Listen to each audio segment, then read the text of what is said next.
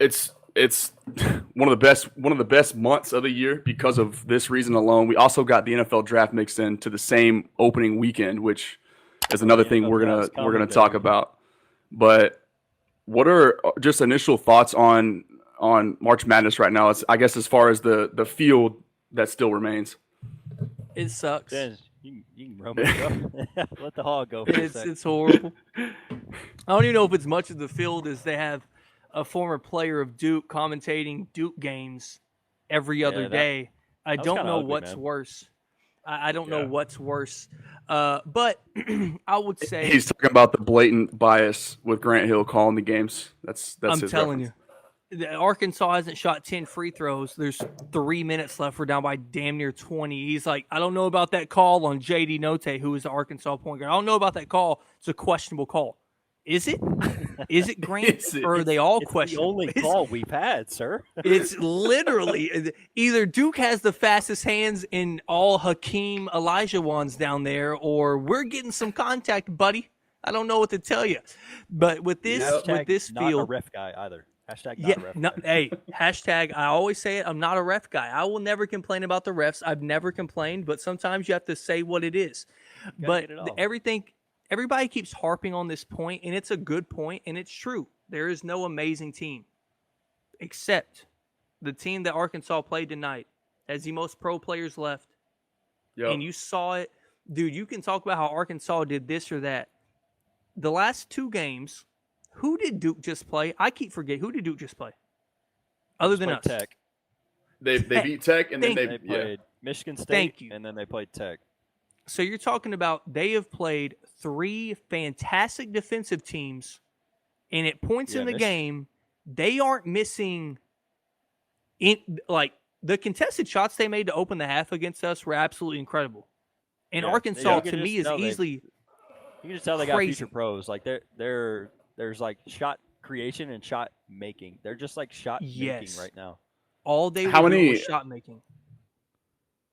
Picks does Duke presently have on their roster right now? 3? 1. I think I've seen AJ Griffin in the top 10 of some mocks. Oh, yeah, okay. I have too. But Paolo Banchero, AJ Griffin, and then give or take maybe one more. I've only seen Paolo in mine, the ones that I've looked at. Yeah, but they've got 5. Last time I looked, they got 5 first rounders. When you go to 5 first rounders in total. They got 5. 5 out of 30. So that's like so that's what you're saying. And then, like you have the Miracle. Rounder. Yeah, you have the Cinderella team, St. Peter's, and they don't look like they're just Cox, like making Cox on the table, and they don't look like that they're just winning by miracle shots. Cinderella story. You can tell they're well coached. They're outplaying everybody. They're outplaying teams that they're playing. I was listening to Kenny Smith on the post game. He was talking about go ahead and pull the sleeper sticker off, like pull the Cinderella. Literally, sticker off. Yes, I heard that playing too. Good ball, like they're not fluking on people. They're playing really good ball. Yep. And fundamentally sound. It's cool, man. Like I saw today. One, it's just a good story, man. You like seeing a 15 seed make a run. Granted, the story's cute and all. It's ending tomorrow. Carolina's getting these boys up out of town. Yeah, we were about to transition into that too. We'll get there in a sec. But like Shaheen Holloway, the head coach for St. Peter's, was an All-American at the same time as Kobe Bryant, and he actually won the All-American game MVP, which is like kind of dope. So that is sick. I didn't know that. Like, I was thinking about his college career.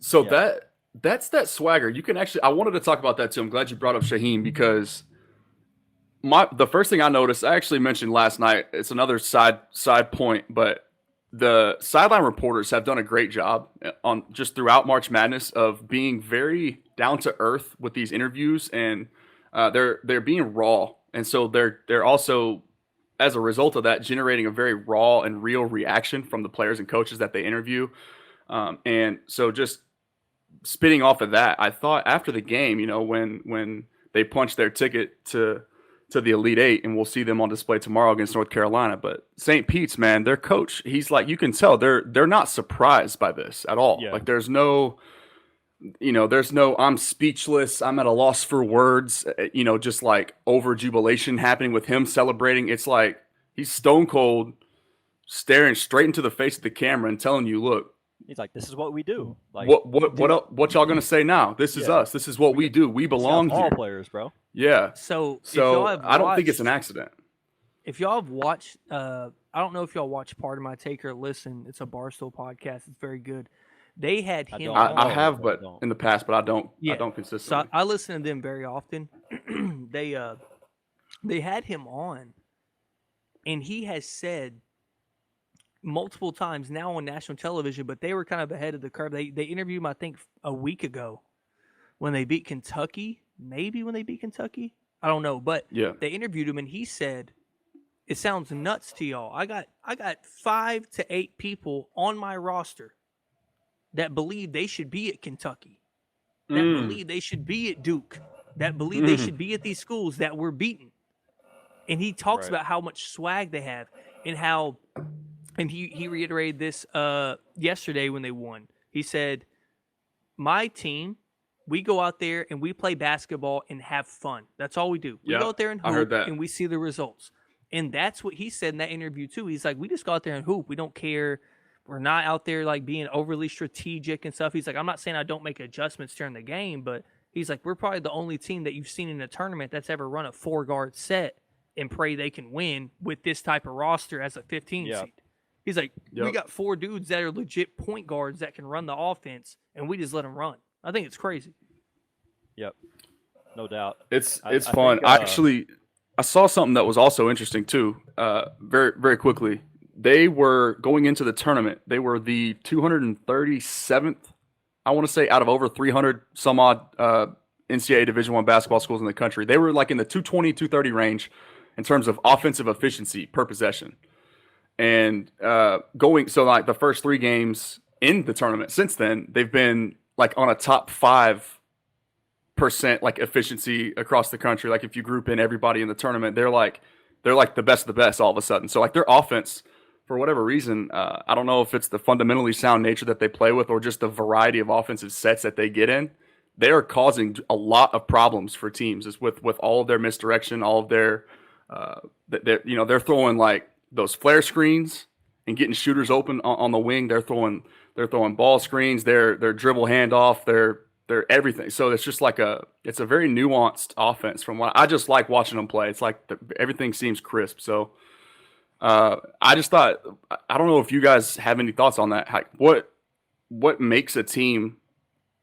Is it just that switch, like that competitive fire when you're like, okay, the lights are on, it's time to ball? Is that it? Or what takes a team from, bottom 20% in the country to like one of the elite of the elites in the tournament? How does offense just like change on a dime like that? That's a good question, man. Sans touched on it a second ago. The 4 guards, I think, is a little bit different than what you're used to seeing, right? Like, Eater, that dude's a sniper. Like that guy's actually a sniper. The 4 guards, they got a guy in the middle who obviously understands his role, and I think you've just got a lot of guys. I don't want to. We lost him. He'll be back. Yeah, you've got a lot of guys that, like, to me, understand who they are, and this is probably cliche. I'm sure you can mention this about every team that's still playing, but like, I think to me too, the X's and O's, I'll leave that for somebody else. But like, you just look at, we touched on Shaheen Holloway, their head coach.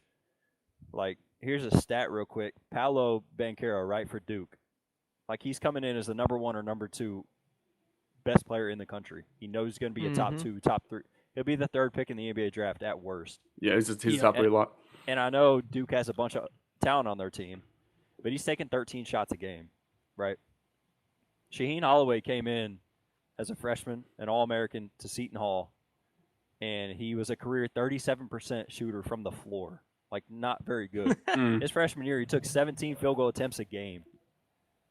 And that, to me, like, I'm trying to tie this all back because I feel like guys like that, there is no off switch. Like, they constantly in their head have the green light and feel like they're the best player on the floor at all times. That's what JD Note putting up 30 shots. It's like guys like that, when that becomes a head coach, man, I think that dude's got to have a certain amount of swagger that he brought with him on the court. So you can imagine how that might trickle down into a program that lets guys know, like, hey, man, I don't care if you had a bad game tonight. Like, some coaches have a shorter leash. they might be breathing over your shoulder where you feel like you can't make mistakes. This dude just seems to like his players. You could tell they like him, right, on all the post game interviews and whatnot. But it seems like a guy who his team is an embodiment of who he is as a person. So I think that's been pretty dope to see. I don't want to tie his field goal attempts in college to why they're playing well now, but I think there's like some character similarities that kind of get trickle down to the roster, man. If you like I said with that part of my take interview, sorry, Landon, that part of my take interview, you hear in his voice, and he talks about how he's from New Jersey. He's seen some stuff. Basketball ain't nothing to him. It's just basketball. And once again, him being a point guard in college and him having 4 guards on the floor, not to keep saying that, but it does matter. If you have 4 guys and you have a point guard coach that all play guard, that probably can just run the offense from here, there, and the other way. Yeah. And what's wild is with all those ball handlers, they have not, this is the stat that I thought was crazy. Clark Kellogg said it. They have not been down by more than 6 points the entire tournament. That's all that. As a 15 seed, they have not been down by 6 points, more than 6 points all tournament. And their pace, that's another thing, Landon, when you're talking about what makes them successful, they never lose their consciousness. Like some teams get rattled, they kind of speed it up, they kind of lose their pace. Up 10, down 10, 6, whatever. They're the crowd going wild, whatever. Yeah. They're just walking it up, and they're going to run their sets. That's what I think makes them successful. Oh, so you think they're more of a continuously slow it down team? I just think they never lose sight of what their coach tells them. Yes, they never lose sight of what their game plan is. Yes, and what they got going on. I also think to that 4 guard scenario that you keep referencing, I also think it's important those 4 guards are also hyper aggressive on the defensive end of the floor too, and can like they play that switch, like they switch everything, it seems like. So they just switch and they're in your face, in your grill, deny thing, and as far as just being hyper aggressive with those 4 guys being able to switch and guard multiple positions. Not that they're oversized, but it's just like their cardio is crazy, it seems like. So I did want to transition into that though. Chris, how do the Tar Heels make sure we get an all ACC Final Four matchup between Duke and UNC? I think first, if you watch college ball even at all, you might not even have to follow it that closely. Carolina's been notoriously one of the best rebounding teams in the country, if not the best, like the past 3, 4, 5 years. They got a lot of big men that come through that program. So I think first and foremost, Baycott's probably going to be really big on the inside. He's going to have that kid is a dog. That kid is a dog. Oh my God. And so he's the second chance points. They got Carolina at one point was up 10-0 against UCLA. I know they got one more, and then the guy got an and-one layup, so call it 12 or 13. At one point, they were up 13-0 on second chance points. And 13 may not sound like a lot to a listener, but in a college game where, these scores, you saw the Villanova-Houston game today, 50 right? to 44 nobody broke 50. Yeah. You're talking about you're giving me 13 more points on the offensive glass. You're buying your team second chance. That's massive, man. So I think first it starts with rebounding to me. And then I know they survived one bad game, but this team really – is Caleb Love on or is he not? Yeah. Because he's one of those – like, when he sees one shot go through the hoop, you can go ahead and mark it down. He's getting up 23 shots tonight. Pressure. He's a pressure cooker. The ball's going up, bro. And when he's off, he's off. Like, his percentages haven't been that good this year. He was at least a top 20 recruit, I think, coming out of high school. They expected him to be a one-and-done after his freshman year, but he was terrible, and I think he was playing on the ball. They wanted him to be the point guard. I think that's the biggest change that Hubert Davis has made over the course of this year, is putting R.J. Davis on the ball and letting him orchestrate the team, and just let Caleb Love look at the damn basket. Because when he's on, man, like the ball's going through the hoop. Like the threes down the stretch, I don't know if you guys watched the UCLA game. I assume you did towards the end. Yep. Yeah. He shoots that one. The shot making was incredible. The shot making was ridiculous, man. Like he shoots that one and it clangs off the left rim. Baycott chases it down the corner and jumps and kind of saves it up to the top of the key. Caleb Love grabs it, takes one dribble behind the back, step back, bangs the three from the top of the key. Like after he just clanged a shot off the left side of the rim. When the game's hanging in the balance, right? And then they run that other three on the top with the Manek setting like the back screen, and he just kind of catches it, dribbles into it, boom, hits a three, puts him up 3 with like a minute to go. So this is kind of a long-winded answer of saying I think the team kind of goes as Caleb Love goes because R.J. Davis has been steady, and Manek wasn't that good last game, but Manek carried this team, in my opinion, through the first 2 games, especially the Baylor game before the ejection. That Baylor game, you guys saw that game. Carolina was up 20-plus with 10 to go and went to overtime. Damn near had the biggest loss in NCAA tournament history. So I think it was 27, right? They were up 27 in that game. That was one of the wildest games I've ever seen. Like the Heat. So I think Manek's going to be steady. I just think Carolina's got too many shot makers for St. Peter's, and then I think Baycott's going to be massive on the glass. So you're talking about even if the shot ain't falling.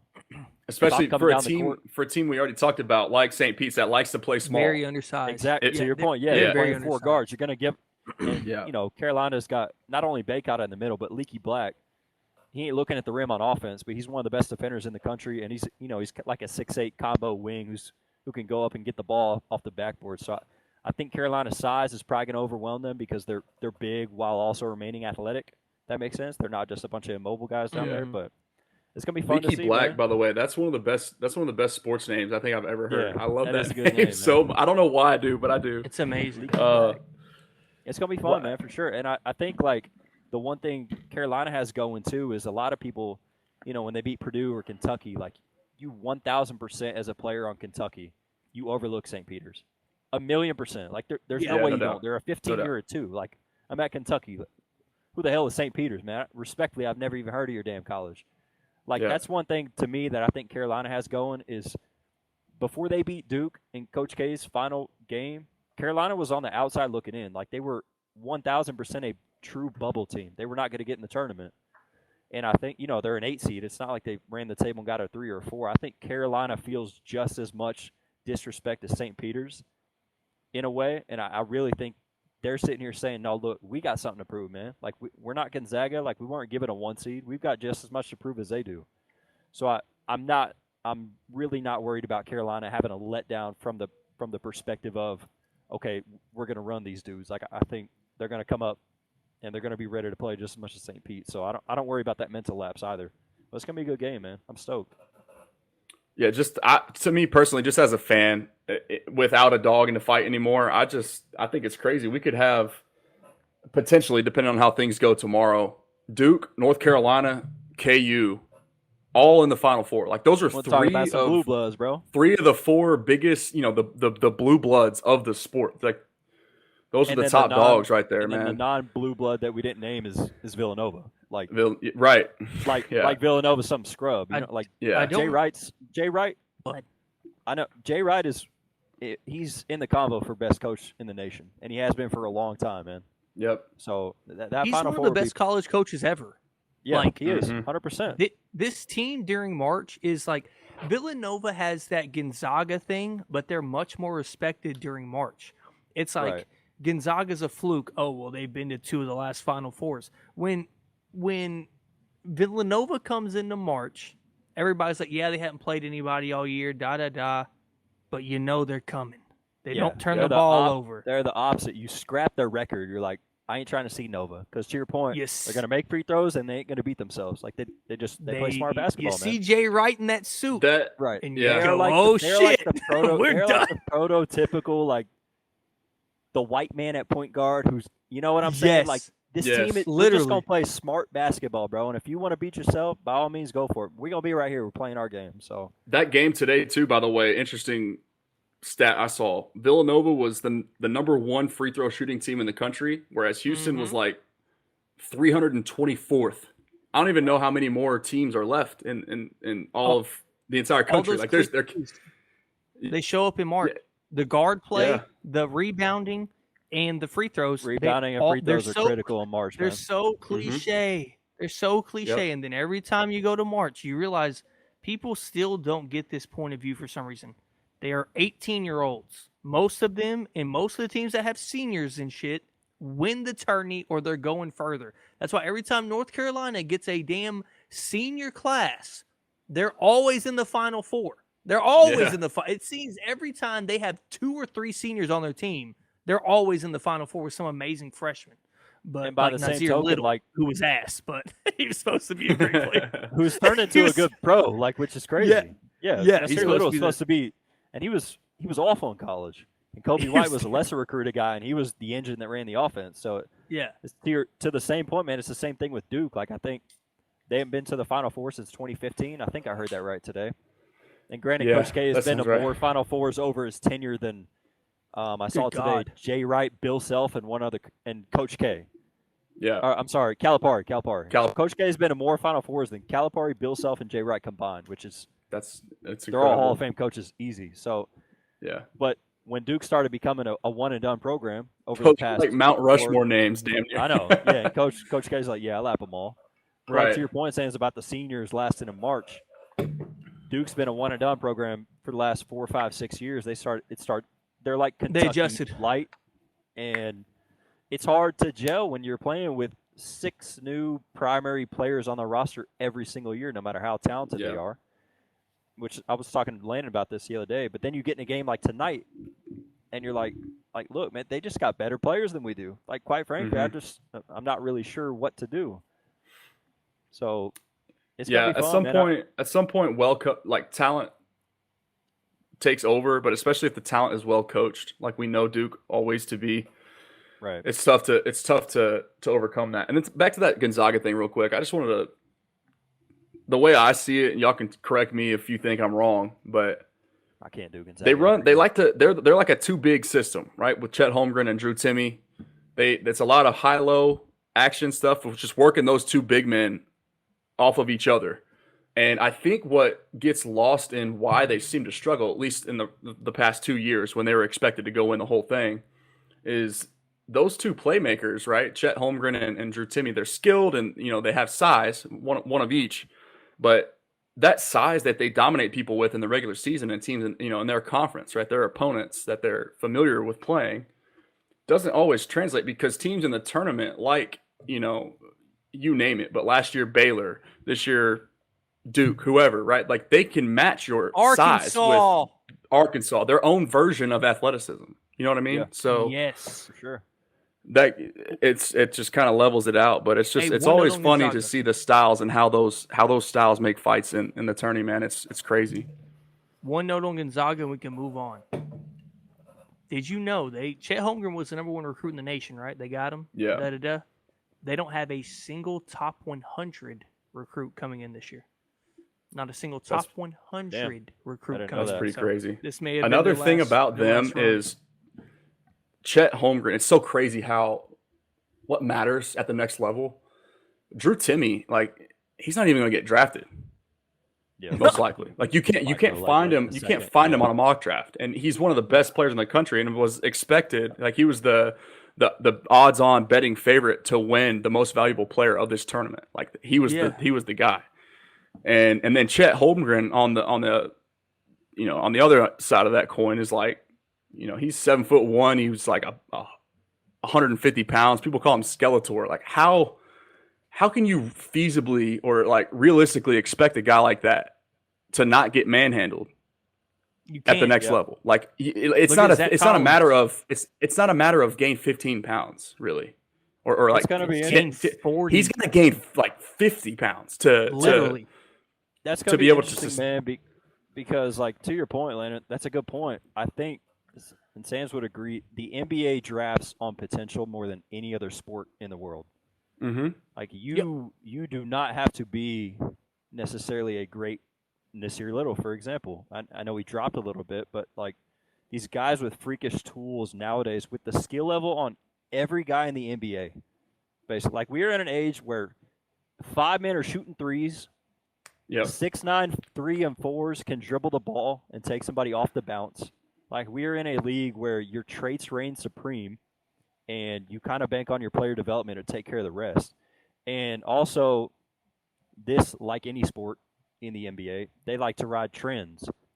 So I remember the debate last year, like, Cade was pretty much locked in as a number 1 overall pick, right? And he's been playing really well down the stretch after a terrible start to the year. You look at a guy like Evan Mobley, and the guy weighs $180 as well, but you see, like, and he's a better athlete than Chet, but Chet's a better passer. Chet's probably a better shooter right now, and they have very similar builds and wiry frames. And I think watching Evan, he's going to win Rookie of the Year in my opinion. He should. Yeah. You've got a blueprint as to what you can do with Chet. You know what I mean? Like Cleveland was kind of spoiled because they had a true 5 in Jarrett Allen to throw at the center. But if you can let Chet not maybe match up with the 5s and kind of, I don't know if he has enough foot speed to be on a 4, but he can be like kind of that roving shot He has blocking. also a Franz Wagner vibe where I don't think he's laterally as quick. Yeah, and I didn't think Franz was that good in college. No, I really didn't. And no, the guy's a top 10 pick, and he's balling the hell out. So it's like, that's the other thing with Chet too. With Chet Holmgren, with the NBA, like he said, with potential, they look at even your high school recruiting more than any other sport ever. Like they'll look at Nazir Little and see he's a McDonald's All-American and this and that, top recruit in the nation, and they'll keep going back to that. But Chet also, have you seen his posture? He has a hunchback. I was listening to Ryan Russillo's podcast, favorite, probably one of my favorite basketball podcasts. And he was talking about, have you ever seen a hunchback guy? You can't do it? They kill the Sixers. They kill hard, and I can't do it. Like, as a hard fan now, I have to dissociate with them. But I do love him and Bill Simmons for sure. Yeah, they talked about how there's never been a hunchback draft in the NBA and how his body type is just like almost repulsing to fans. But even it is to me to watch. Yes, it's repulsing. Like you're like, oh my god, he looks like he will get like stomped out on this court right now. But once again, you have to realize Ryan Russillo did basically a survey of all the GMs and executives. He had 7, I believe, executives, GMs, or whatever organized with drafting people. And they said that Chet Holmgren, all of them, he's in their top 3. Even being that frail-bodied type of kid, he's still in their top 3. His skill's too premium. He's harder to project, I think, is what you're getting at, Landon. Like, you know at some point that Paolo Banchero is going to be a 19, 20-point per game scorer in the NBA. Like, the guy's 6'10", 250. He has an NBA body right now. You can drop him onto a lottery team, and he's going to score 18, 19, probably 20 points a game in the NBA. I've never seen that kid play. And he was hooped. The shots he was taking, I was like, I've seen him play once in the tournament, and the shots he was taking, I'm like, why is he shooting that? Right, and he's I started seeing him dribble. And I was like, he's like that. I'm like, he's like that. And I've seen the mocks, by the way. But he's completely there's 5 first-round picks on that roster. I just dropped my entire shit over here. There's 5 first-round picks on that roster, and you can't help but not watch him. Like, you have to watch him the whole time. Like, you can't take your eyes off Paulo. It's crazy. It's the same thing. To start the year, everyone pegged it as a 2-horse race. And then Jabari Smith entered the convo over at Auburn. And the same thing with Jabari Smith. Like, he's going to be a very switchable, like, 3 or 4 man. And his jump shot is, like, he's going to be a good pro. Like, that he's going to be able to be a versatile wing in the league and probably end up scoring 15, 16, 17 plus points a game. Like, their projections are just much more clear than Chet. But to your point, Sans, about people taking chances on guys who were high recruits in high school, every single coach, man, they think they can be the one to unlock everything that he's got. Like, they're always it's an ego thing. It's an ego thing. Talked about that with NFL people, GMs, how they view people in the draft, how in our system, that's fun. Have that confidence. I don't know if it's going to help you. Yep. That's part of the reason why quarterbacks that are drafted highly get second, third, fourth, sometimes fifth chances. Now, it is because of the draft slot, right? Teams are always trying to validate that, but there's always a coach out there somewhere that wants to be better than everybody else that failed to develop him, right? So we're going down that road with Carson Wentz right now, man. Absolutely. That's the person who I had in mind while saying that for sure.